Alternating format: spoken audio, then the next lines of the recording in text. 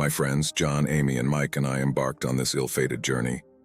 We had chosen a campsite far from civilization, a place shrouded in the thick embrace of an ancient forest. The trees seemed to stretch endlessly into the heavens, casting eerie shadows that danced in the moonlight. On the first night, we reveled around the campfire, the crackling flames warming our faces as we shared laughter and stories.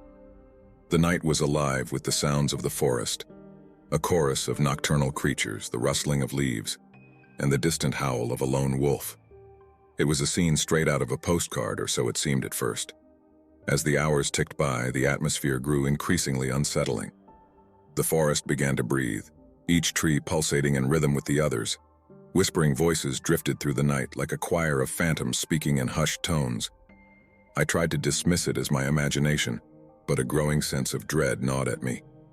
John was the first to spot it, a pair of blood-red eyes gleaming from the darkness.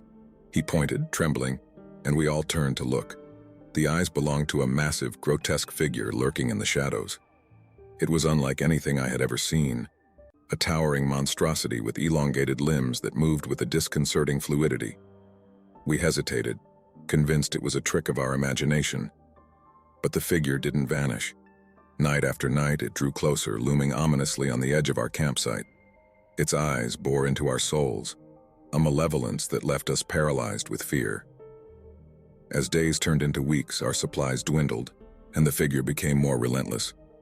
It prowled our campsite, scratching at our tents, and whispering tormenting words that burrowed into our minds. It reveled in our terror, feeding off our fear like a ravenous beast. One chilling evening, as we gathered around the campfire, a frigid wind swept through the forest, extinguishing the flames. The night plunged into darkness, and a voice that echoed in our very souls, filled the void. "You cannot escape," it hissed, each word dripping with malice. "I have claimed you as my own." Panic gripped us, and we rushed into our tents, zipping them up tight. But the figure was undeterred. It circled our campsite, its unearthly laughter echoing through the night. Amy's screams pierced the darkness, growing more frantic until they ceased abruptly. The silence that followed was more terrifying than her cries. The next morning, we found Amy's tent empty, her belongings scattered in disarray. There was no trace of her, as though she had never been there. Mark and John were inconsolable, their faces etched with a mixture of grief and terror. We decided to leave, to escape the cursed forest and the malevolent force that held us captive. But the forest had other plans. It seemed to shift and contort, the paths leading us deeper into the heart of darkness.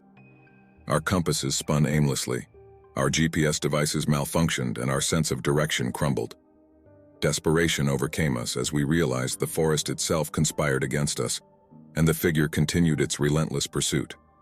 It promised unimaginable horrors, an eternity of torment and suffering.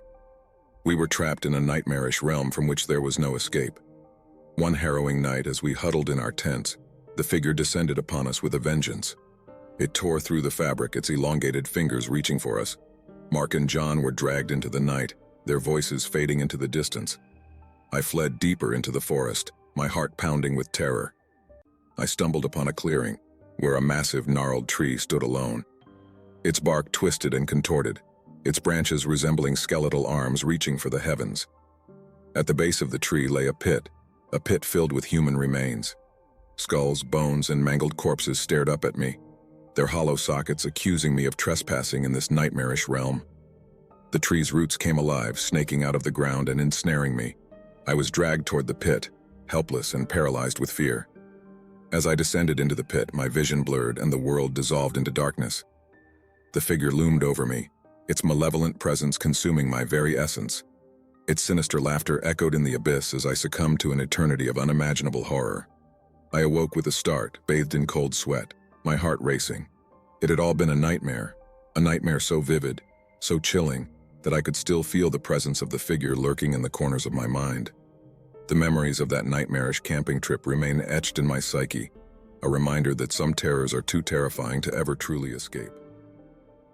It was supposed to be a relaxing weekend getaway, an escape from the stresses of everyday life.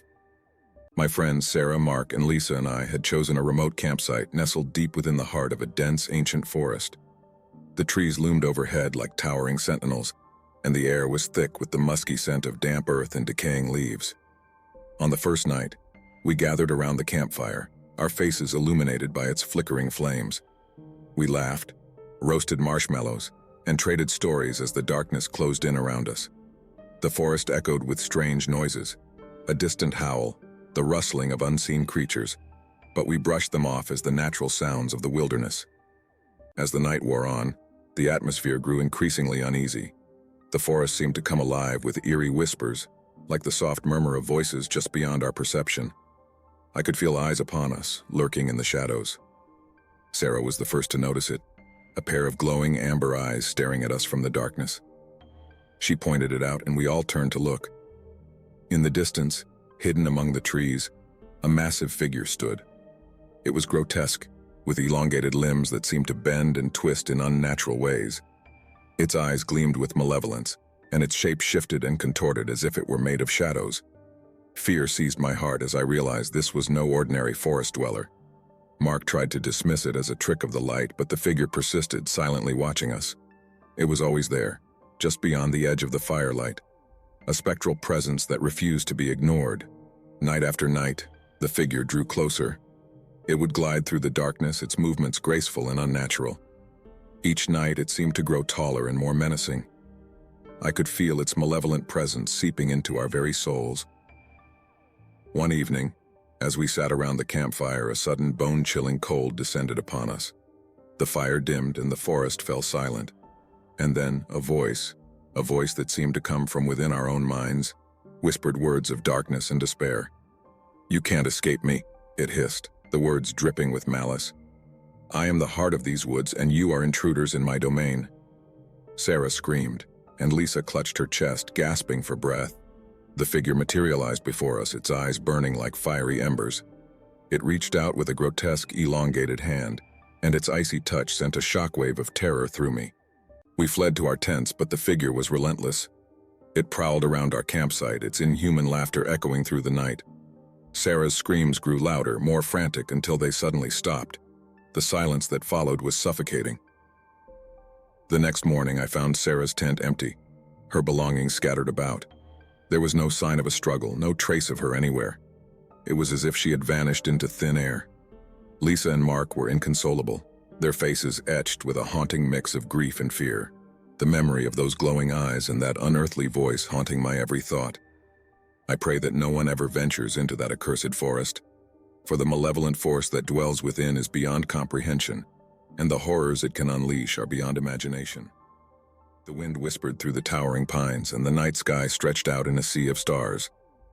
I stood at the edge of our campsite, surrounded by the eerie stillness of the forest.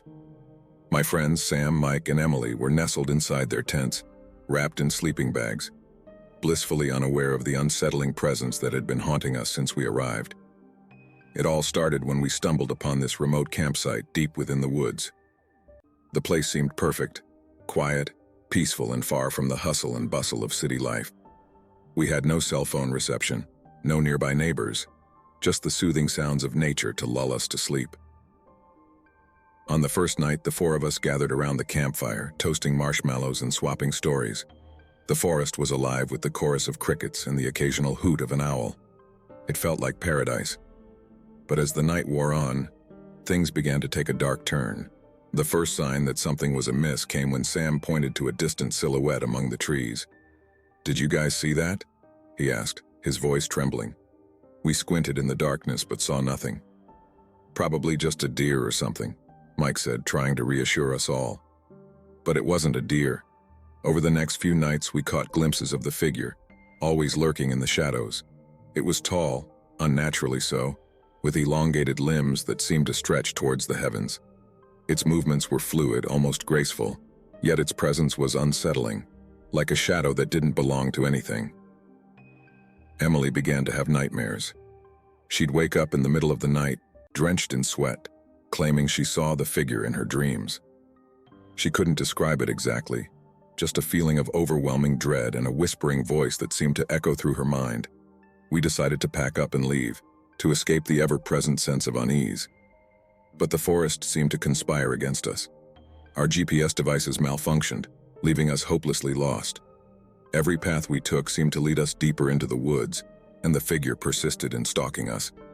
One evening, as we huddled around the dying campfire, a low, guttural growl echoed through the trees. Goosebumps prickled on my skin and my heart raced. The growl was followed by a voice that seemed to come from nowhere and everywhere at once. "You should have left when you had the chance," it hissed, sending shivers down our spines. "Now you're mine." Panic set in, and we scrambled into our tents, zipping them up tight. But the figure was relentless. It prowled around our campsite, scratching at the tent walls, and whispering malevolent words that sent terror coursing through our veins.